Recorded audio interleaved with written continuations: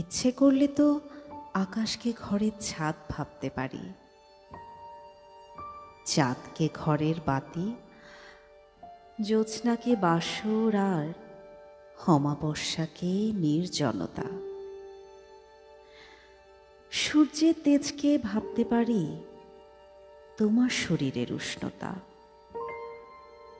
আর বৃষ্টিকে তোমার সদ্য লেখা কবিতা। ইচ্ছে তো করে যখন তখন তোমার হাত ধরি, তোমার হবার অযথা বাহানা করি। তোমার সাথে রাত বিরাতে বেরিয়ে পড়ি অন্ধকার ফাঁকা রাস্তায়, আর চিৎকার করে বলি তোমাকে চাই। এর চাইতে নির্মম হাহাকার এই জগতে আর নাই।